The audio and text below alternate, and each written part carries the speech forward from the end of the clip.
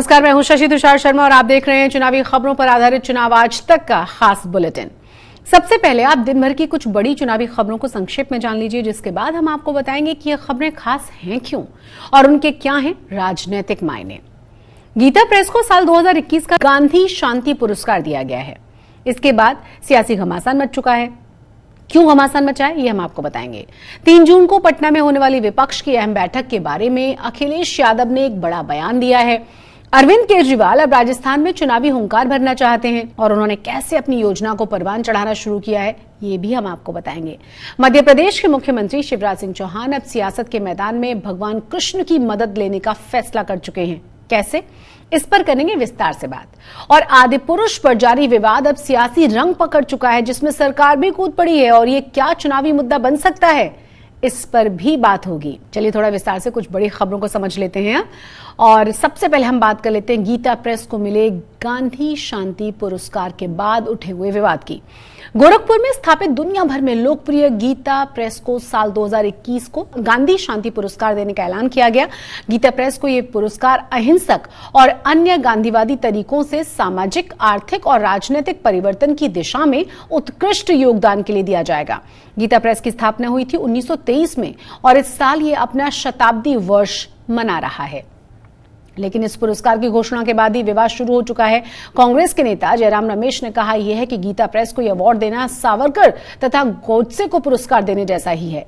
इसके बाद तो बीजेपी के कई नेता कांग्रेस के खिलाफ मैदान में उतर आए और फिर अलग अलग पार्टियों ने अपने अपने सियासी एजेंडे के मुताबिक बयान देना शुरू कर दिया।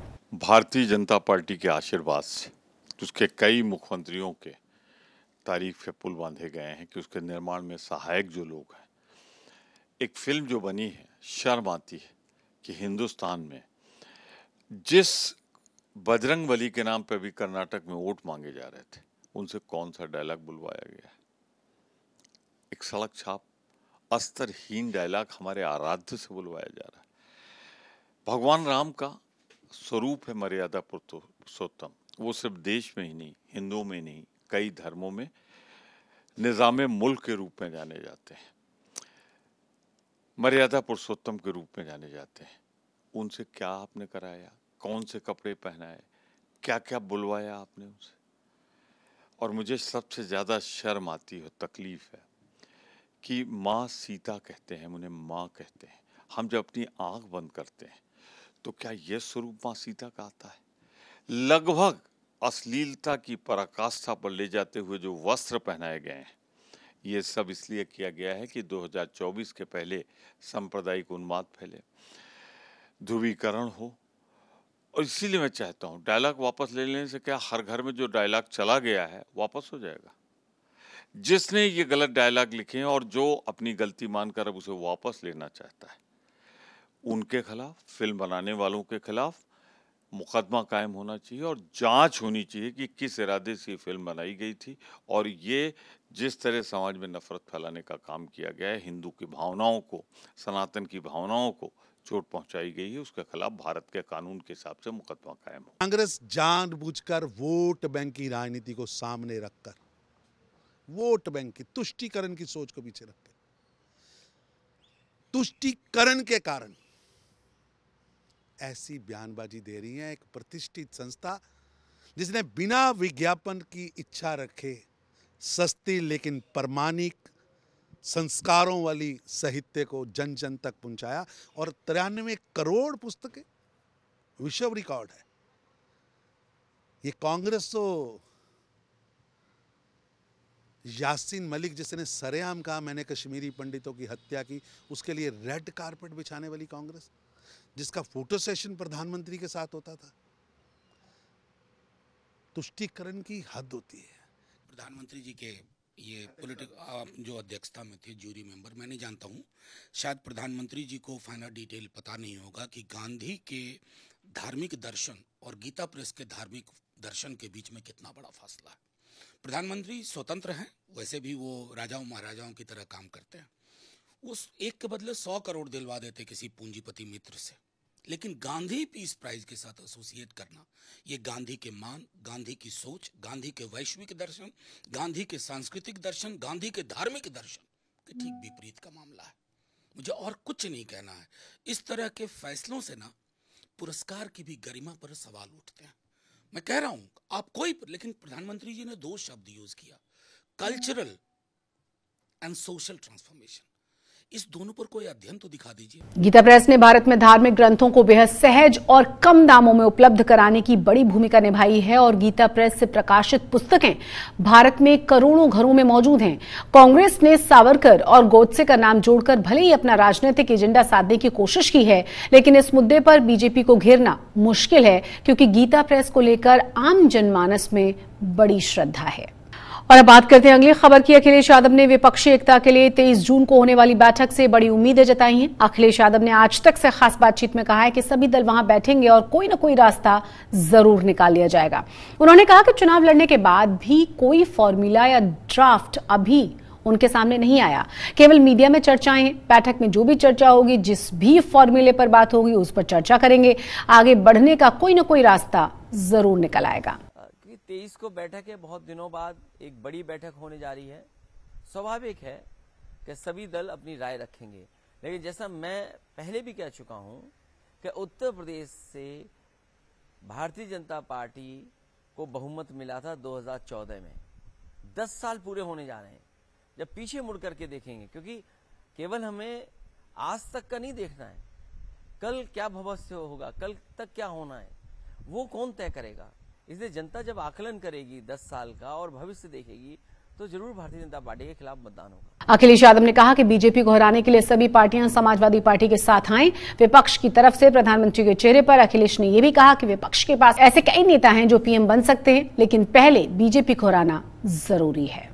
और अब बात करेंगे अरविंद केजरीवाल की, जो आम आदमी पार्टी को राजस्थान में स्थापित करना चाहते हैं। और इस कड़ी में रविवार को अरविंद केजरीवाल ने श्रीगंगानगर में चुनावी हुंकार भरी है। वहां उन्होंने कांग्रेस कार्यकर्ताओं के विरोध का सामना उन्हें करना पड़ा। केजरीवाल ने रैली में अशोक गहलोत पर भी जमकर निशाना साधा था। हम एक ही हैं, और जो दिक्कतें यहाँ हैं, जो मुश्किलें यहाँ हैं, किसानों की, दुकानदारों की, व्यापारियों की, वही मुश्किलें 1.25 साल पहले पंजाब में थी, यहां हैं, वहां थी, क्योंकि वहां हमने कंट्रोल कर लिया उन पर।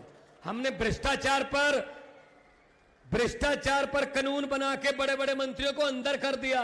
यहां अभी हैं, अभी अंदर नहीं हुए, अभी बाहर हैं। दरअसल केजरीवाल पंजाब के जरिए राजस्थान में एंट्री करने की कोशिश में है। राजस्थान के श्रीगंगानगर और हनुमानगढ़ का इलाका पंजाब से लगता हुआ है और इन दोनों ही जिलों में पंजाबी समुदाय के काफी अच्छी संख्या में लोग हैं। ऐसे में पंजाब में आम आदमी पार्टी सरकार द्वारा चलाई जा रही योजनाओं का हवाला देते हुए केजरीवाल और भगवंत मान ने राजस्थान की जनता को लुभाने की कोशिश की है। रैली में अरविंद केजरीवाल ने राजस्थान के पूर्व उप मुख्यमंत्री सचिन पायलट का भी जिक्र किया। उन्होंने कहा कि पायलट रो रो कर मर गए, लेकिन अशोक गहलोत ने वसुंधरा राजे पर लगे आरोपों के खिलाफ कार्रवाई नहीं की। दरअसल अरविंद केजरीवाल ने सचिन पायलट का नाम लेते हुए दोनों ही बड़ी पार्टियों पर बीजेपी और कांग्रेस को टारगेट करने की कोशिश की है और एक लिहाज से कह सकते हैं कि पायलट को लुभाने की भी कोशिश यहां की गई है। जब वसुंधरा राजे की सरकार थी, यही अशोक गहलोत आरोप लगाते थे कि वसुंधरा राजे पैसे खा गई, वसुंधरा राजे ने भ्रष्टाचार कर दिया, कहते थे कि नहीं कहते थे। अब जब इनकी सरकार आई, वो बेचारा सचिन पायलट रो रो के मर गया, कहता है वसुंधरा राजे को गिरफ्तार करो।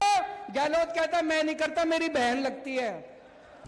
उधर शिवराज सिंह चौहान चुनावी मोड में आ चुके हैं। शिवराज सिंह चौहान ने यादव समाज के वोट बैंक पर सेंध लगाने के लिए बड़ी घोषणाएं कर दी हैं। इंदौर में मुख्यमंत्री शिवराज सिंह चौहान ने कहा है कि राज्य में भगवान कृष्ण के लीला स्थलों का सिलसिलेवार तरीके से विकास किया जाएगा।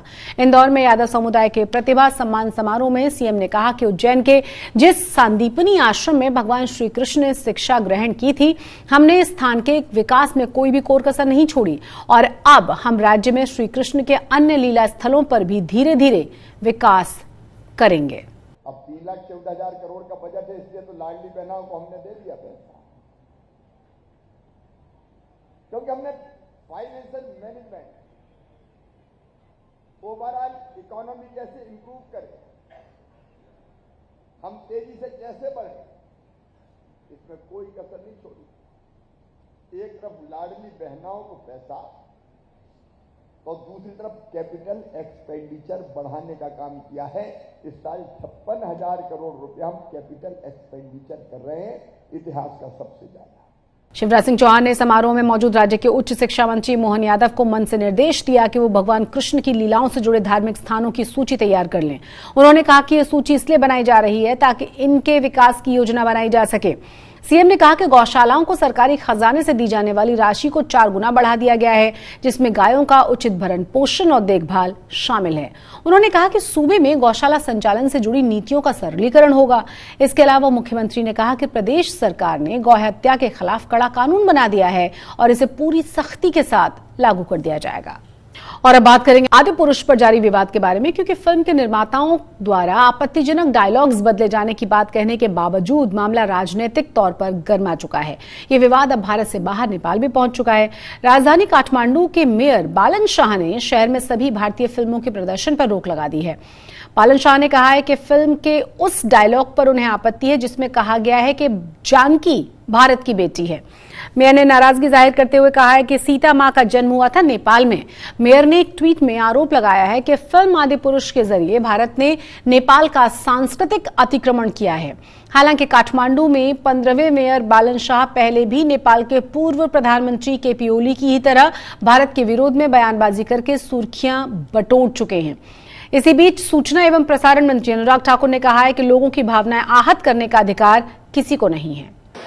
सीबीएफसी ने इस पे जो निर्णय करना है वो किया है। Central board of film certification उनका एक काम है, और जो फिल्म के निर्माता निर्देशक हैं और जो लेखक भी हैं, उन लोगों ने जो डायलॉग बदलने की बात है वो भी कही है।